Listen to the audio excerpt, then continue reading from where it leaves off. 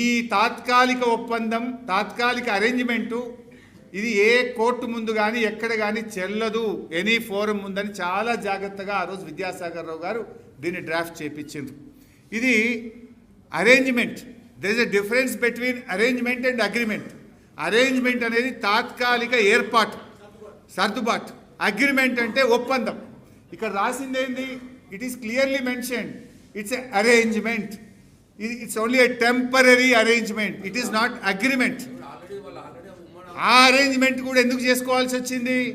2013 AP reorganisation act bill తయారు చేసేటప్పుడు ఆనాటికి తెలంగాణకు 299 నికర జలాలే ఉన్నాయి కనుక ఆ టెంపరరీ అరేంజ్మెంట్ చేసుకోవాల్సి వచ్చింది. అంటే అసలు ఈ 299కు కారణమే నాటి కాంగ్రెస్.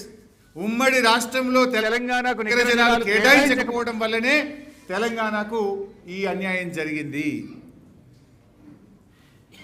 తర్వాత కేసీఆర్ గారు సరే మనం అప్పుడు పాలమూరు పెండింగ్ ప్రాజెక్ట్స్, మా నిరంజన్ ఉన్నారు ఇక్కడ, మా లక్ష్మారెడ్డి గారు అప్పుడు మంత్రిగా ఉన్నారు, అప్పుడు ఇప్పుడున్న జూపల్లి కృష్ణారావు అన్లవై చేరిండు, ఆయన కూడా బీఆర్ఎస్ గవర్నమెంట్లో మంత్రి ఉండే.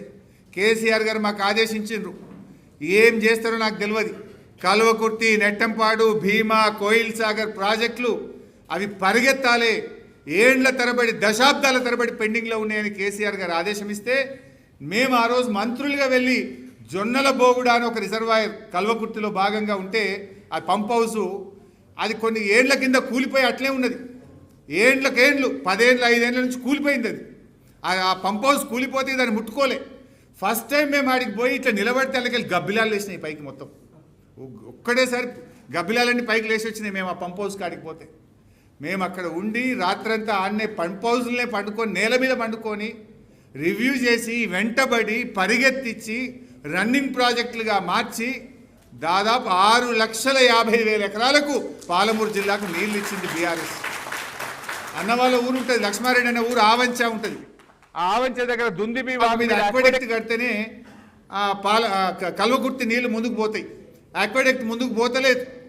ఆ వాగు మీద ఎండల్లో పోయి మేము అక్కడ ఉండి ఈ సమ్మర్లో ఈ అక్వెడక్ట్ పూర్తి కావాలని మొత్తం ఫోర్సిబుల్గా ఇంజనీర్లందరినీ కూర్చోబెట్టి, కాంట్రాక్టర్ని కూర్చోబెట్టి ఆ రాత్రి అక్కడనే అన్నవాళ్ళ ఇంట్లో డాబా మీద వండుకున్నాం. ఏసీ రూమ్లలో వండుకోలే, మేము పైన డాబా మీద వండుకొని వెంటబడి ఒక్క సీజన్లో అక్వెడక్ట్ కట్టి ఒక్క కాళేశ్వరంలోనే కల్వకుర్తిలోనే 3,13,000 ఎకరాలకు మహబూబ్ నగర్ జిల్లాలో నీళ్ళు ఇచ్చింది బీఆర్ఎస్. సో అది ఎందుకు చెప్పే ప్రయత్నం చేసిన అంటే అప్పటికి మనకు నీళ్లు వాడుకుందామంటే ఛాన్స్ లేదు. ఈ కల్వకుర్తి, నెట్టంపాడు, భీమా, కోయిల్ సాగర్ ఆ పెండింగ్ ప్రాజెక్టులను రన్నింగ్ ప్రాజెక్టులుగా మార్చి నీటి వాడకం పెరిగినాక కేసీఆర్ గారు మాకు ఆ 50-50 అన్న ఇవ్వండి, మాకు ఇప్పటిదాకా మీరు 34-66 ఇస్తున్నారు, ఏమని అంటే ట్రిబ్యునల్ అవార్డు అంటున్నారు, తాత్కాలిక అరేంజ్మెంట్ అంటున్నారు, మాకు ఇది నడవది, ఎట్టి పరిస్థితుల్లో 50-50 ఇవ్వాల్సిందే అని ఆ మీటింగ్లో చాలా గట్టిగా మాట్లాడినాం. ఇక్కడ చూస్తే